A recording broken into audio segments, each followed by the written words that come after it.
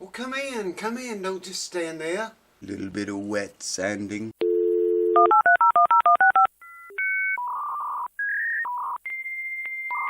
Welcome back to the show, another portion of the show, folks. I always go over these and check them. If they have nuts up here, you know, just check them to make sure they're secure. Checked all the wood screws that goes into the wood and the ones that goes into the gear. I always just check those, you know, and make sure and lubricate them too. And I've got a guitar tore down like this. Haven't lubed these yet, but I will. I put the neck on here. Still can't breathe. Still sick. I'm getting better, but it's another story. Put the neck on here, okay? And I masked it off around the fretboard extension. I'll bring you over here in a minute and show you this. Just put tape on it so I can get in there. We need to remove the finish off of every bit of this that's exposed right here. All of this that's on top here that's exposed. You need to get that finish off of there. I'm going to rough this. I wasn't going to rough this up. It's pretty rough anyway, but I am going to rough it up. I changed my mind. So do that. And then we're going to start, I don't know about if it'll be on this video or not, but on the next one, if not this one, the next one we're going to start fitting this thing up and getting the neck angle right and crap on it. I was looking at it a little while ago. The neck angle is just off a tiny little bit, but it's enough to throw everything out of whack. It wasn't playable, I don't think, when he brought it here. Even if the bridge hadn't been pulling off, I think the action would have been too high to play. So let me bring you over here closer and we will start sanding. Hold on. So I hope everyone is doing like really well. This is not going to take very long. I was going to put the neck on it, and I was going to take an X-Acto knife and just go all around and score it like I did the bridge, so the bridge would set in place. But man, the finish on this guitar is really thin. My God, it's thin city. You know how thin the top is. We talked about that. And I think, you know, all those things together is why Doyle's guitars sound so good. I'm going to get right close to the tape. I don't want to sand the tape away. It's 320 grit paper and it's really taking it down. And like I say, the finish is really thin anyway, so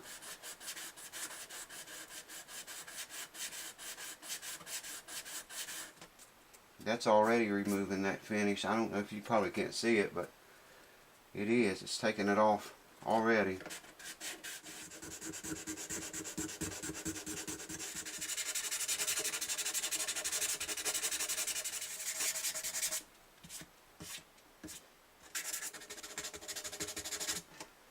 Okay, that's good. It's right down to the wood. That's what we want.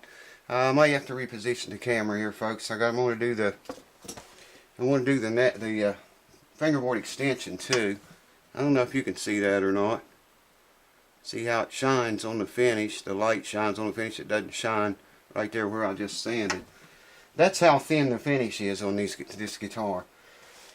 And you know, finish affects the sound of them. If you got a real hefty, thick coat of finish on the thing, it's not going to let that wood vibrate and move and breathe like it normally would without it. Hold on, let me set the camera up so you can see. And this, I'm just going to basically do the same thing. There's no finish on this, but still want to rough it up, make sure it's clean, you know, so the bare wood can bite into the bare wood.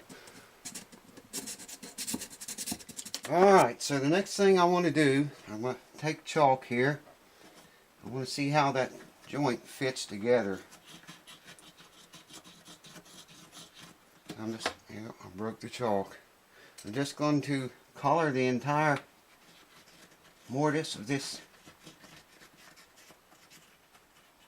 and then run the tenon in there, and we can tell, because I'm going to have to take a little bit off the tenon to make the whole thing set down in the joint farther. If that makes any sense. Yeah, I think that's almost good enough. You don't want any loose chalk in there when I do this. See what I'm talking about? I'm just going to put the thing together. I think I'll go ahead and put a clamp on it too. That joint, it feels like it fits good. Just clamp it like so. Yeah, it's not all the way in the slot yet. Now it is.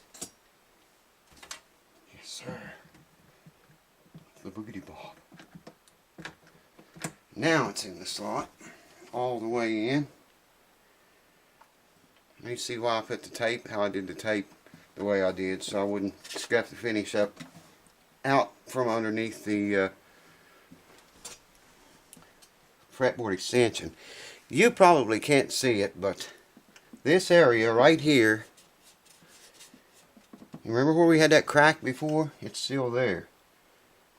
And the whole entire joint needs to go down in itself just a tiny bit more in order to eliminate that problem. Okay, so here now we can tell. See all that chalk? I've got a whole bunch of chalk down here in the bottom of the thing. And you can see by the tenon here, it didn't even touch the bottom. Touched on this side, mostly up toward the top here. And looks like about all of this side did. Yeah, there's a lot of chalk down there, but it's not, I think you can see that. This area right along here got touched. Not so much inside, and not so much down here, and none right there. That's what I was curious about, if I could shave some off of it to, to put it down inside itself a tiny bit farther. Now see, this whole entire side's got chalk in it. That's good. I also chalked the back there, so you can see here this did not touch anywhere on the guitar. So now we know how the joint fits. There's no need for me to take material off of the bottom here. I need to take it off of these two places that have the most chalk on them in order to make it slide down in there farther. Comprende?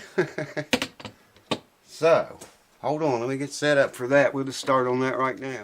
You got to be very careful here not to overshoot this and take too much off of the tenon. And I'm just using an old mill file here. It's actually a fret leveling file with the board glued to it. It's the right width. I can lay it right in there and I can maintain my squareness. And I'm just going to give it a couple of good rakes over the coal on each side, and we'll check that. Try to apply about the same amount of pressure as I do it, and we'll check that right there and see how far it goes in now. And just keep doing that until this, what I'm doing right now, is not going to affect the neck angle that much, if any at all. Well, it will a little bit, yeah, but it's not going to affect it very much. Okay.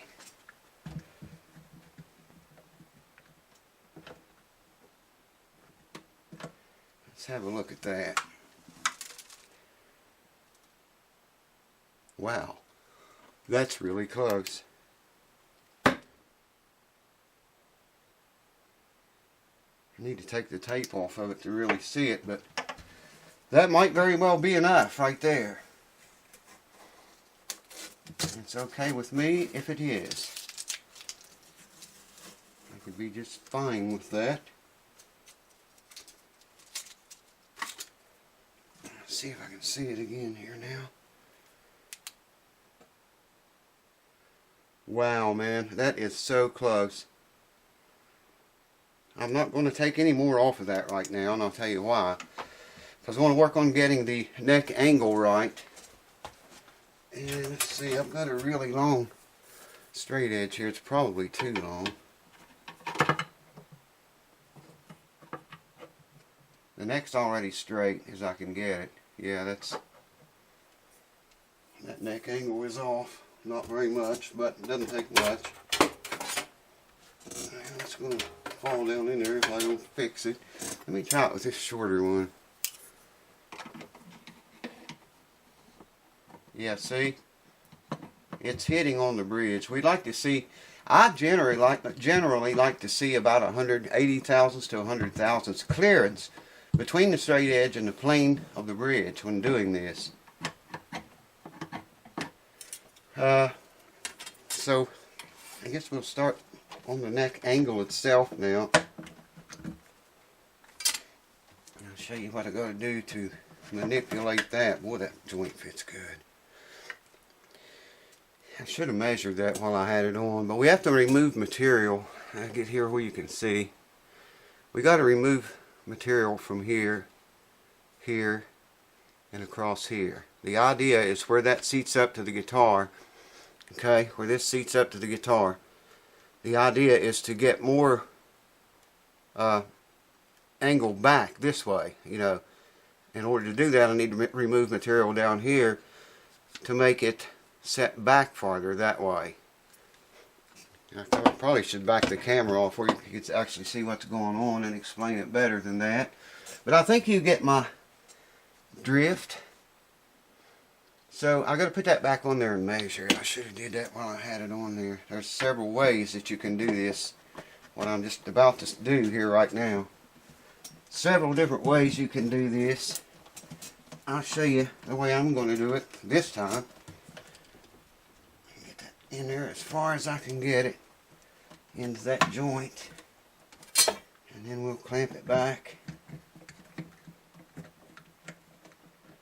You need to be able to get a straight edge down it near the center or so.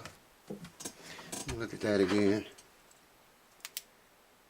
Boys, I'll tell you what, I still can't breathe. Man, there's just no energy. This stuff just zaps the energy and the life out of you. I have a video up. I'll put a link to it if you haven't saw it. It's a way to measure the belly down here. You can't see that, can you? There you go. It's a way to measure the belly. Take your deflection here and here, and then you measure from the end of the heel back here up to this little corner, excluding the fretboard, and then you measure from you divide that into this number, and then it gives you a number to remove from the bridge, or not to remove from the bridge, but to set the neck at an angle where, you know, we'll have that clearance, or at least be equal in plane. But the way I'm going to do this, I can measure this difference. See, it won't go up over the bridge. See what I mean? Will not go. I can measure that difference and take that much off of the heel, whatever that is. I have to figure out a way to measure it, but I will. And I'll take that difference, and that's what we'll remove off the back of the heel. Hold on, let me get my thoughts gathered up here. Like I say, it's a small collection. It won't take long, and I'll bring you right back. Hold on.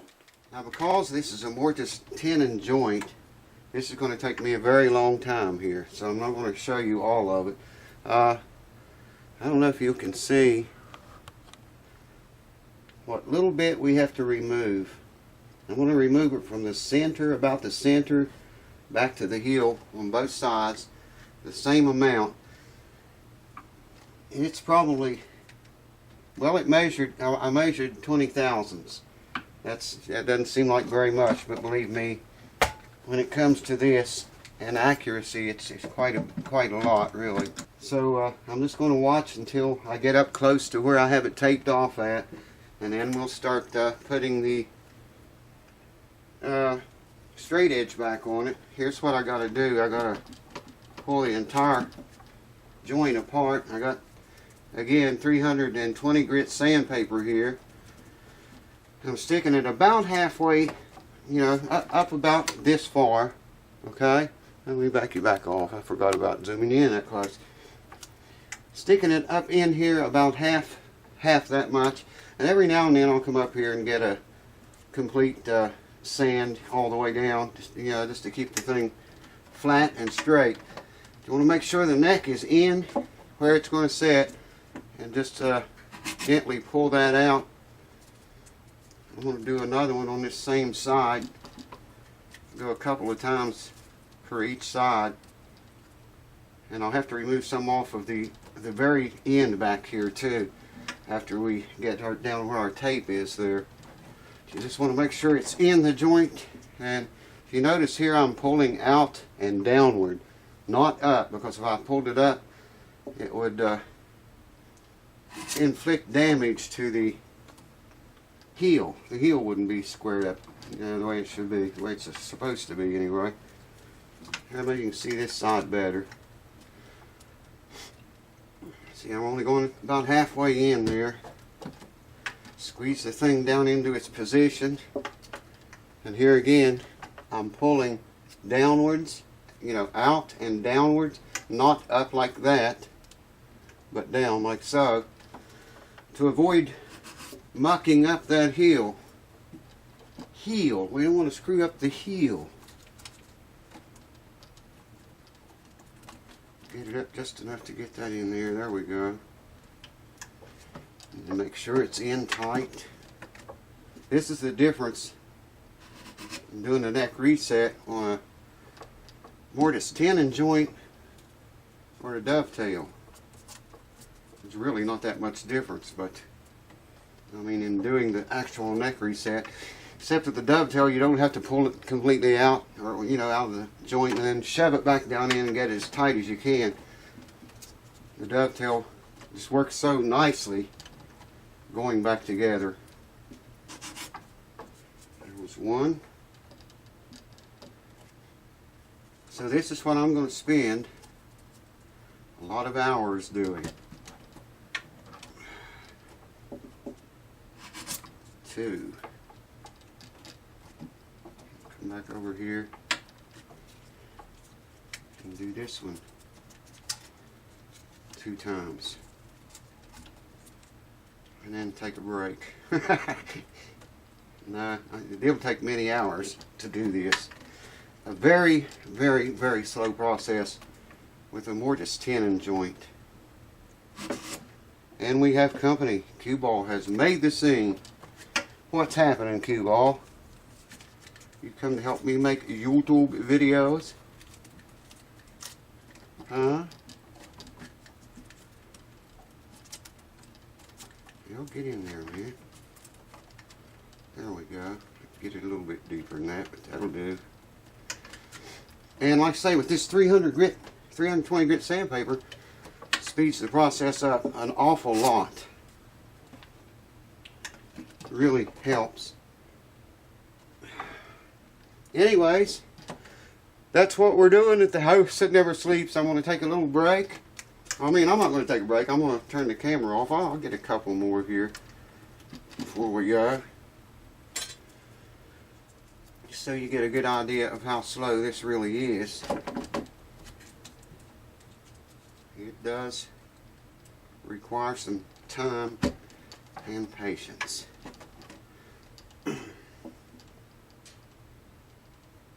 This side is tighter, seems like, than the other side is, for whatever reason.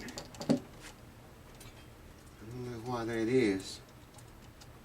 This is just the way it was fitted up.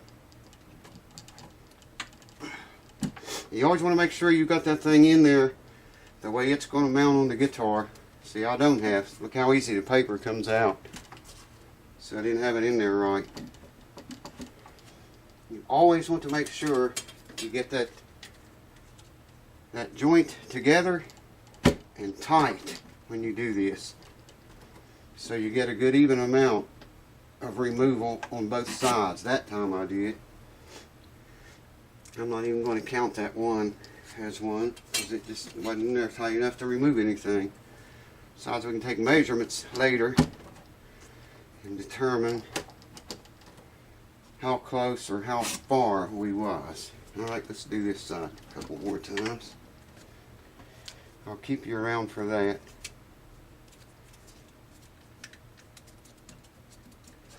But that's what you got to do with the mortise tenon neck joint.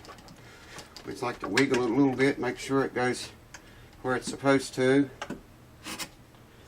It's got a good amount that time. Sorry folks, I can't show you this any better, but it's one of those deals. The job must be done, you know what I mean? Make sure the joint is together this way, as well as shoving the neck down into it that way too. Yeah. Okay, I'm going to check that with a straight edge, and I'll bring you back shortly. It's heat kicked on. It's getting hot in here. Check it out.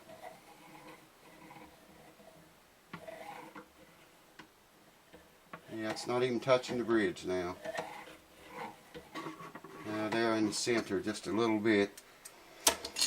You got to keep in mind, under string tension, this is going to pull up. It's going to belly up to some degree. We're going to have all deflection in all this right here. All acoustic guitars do it. Brand new ones, old ones, cheap ones, high-end ones, they all do it to some extent. And we don't know how much this guitar pulls up. Now, I could put a jack in there and simulate 180 pounds or so. That's about what the strings are that I'm going to put on here. 150 to 180 pounds, and just jack the top of it up. And then do this. But I'm trying to allow for that. You know, not like I showed you right now. Right now it's perfect. The straight edge goes right over the plane of the fretboard. It matches the plane of the bridge perfect. But we're going to have that deflection when we tighten the strings up to pitch. We got to account for that. So I think I'm going to go a little bit more with this. We are almost up to our tape. Still grinding away at this thing. Pretty much got it. I want to make mention though, you take a straight edge and line that straight edge up on the area that you're working on. You think you can maybe see how flat that is. There's no rocking there whatsoever. That's important that you keep that flat. Okay? See what I'm saying? And this side over here the same way. I can't show you. Yeah, maybe I can. Turn around this way, idiot. The main area that you're working on, that's what I'm talking about. Look how flat. If I can get my hands to work a few minutes. Jesus Christ, it's bad when your hands... That's what I'm talking about. Look how flat. There's no wobble there to that. It's completely flat with the surface. That's the way you want it when you start to put the neck back on. I'm not ready to put it on yet. But that's... You want to maintain that flatness. You know, you don't want to take material away from down here and then have like an arch in this area here. You want that to fit up flat against the guitar body. The guitar body, by the way, should be, and check this, should be flat this way, and it is. There's an arch in the neck where it meets up to the body right here to make it match that. But it's all good. Next video, you probably want to glue this thing on the next video. Cheers. Thanks for watching. I'll see you then. Can't breathe, man.